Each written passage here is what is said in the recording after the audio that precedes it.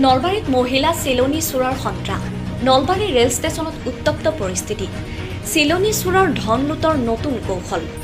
ই ৰিক্সাৰ যাত্ৰী হৈ আহি লুটি নিলে সহযাত্ৰীৰ ধন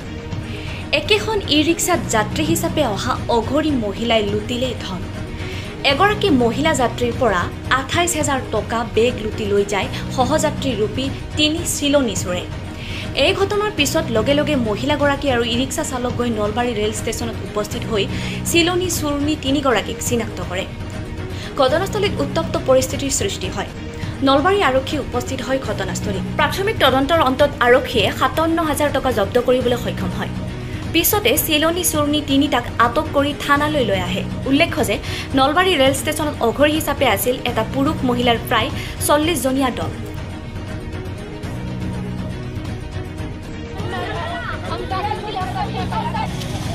মানে গণেশ মন্দিৰৰ পৰা মোৰ ৰিক্সাত আহিল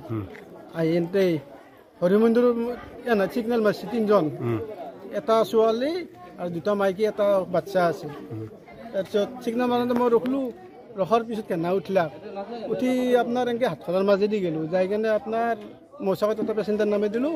যাই কেনে আপোনাৰ এনেকৈ কৈছিল মোক যে মেডিকেল যাম আমি মেডিকেল যাম বুলি কৈ হাতখনত নামিলাক তেতিয়া মোৰ অলপ সন্দেহ গৈছে মেডিকেল যাম মানুহ হাতখনত কেনে নামে সন্দেহ হওঁতে এনে নামি অলপমান গেছিল তাৰমানে কাষতে আছে আৰু মই তেতিয়া এখেতক সুধিছোঁ আপোনাৰ কিবা বেগ চেগ ঠিকে আছে নে চাকচু ঘূৰি পিছে ঠিকে আছে তেতিয়া মই অলপমান আগে গ'লোঁ অলপমান আগে যাওঁতে ঘূৰি ক'ব ধৰিছে যে বেগটো নাহে মোৰ তেতিয়া মই ৰিক্সাখন লগালগ ঘূৰি পেলাই এনে বিচাৰি আহিছোঁ নাপালোৱে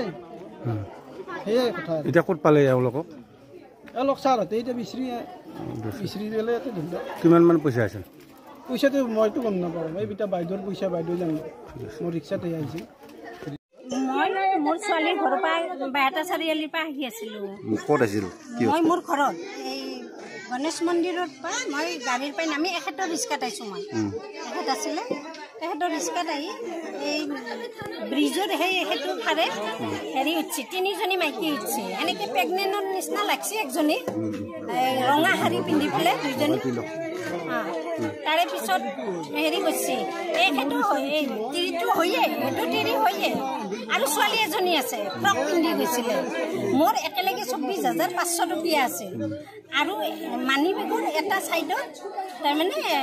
৫০০ টকীয়া 2টা ১০০ টকীয়া ১১টা সেনেকৈ মোৰ পাই মানি বেগ এটা পাৰ্চ এটা তাৰমানে মতা মানুহে যি পাৰ্চ লয় সেই পাৰ্চ কিমানজনে উঠিছিল ৰিক্সাখনত ৩জন উঠিছিল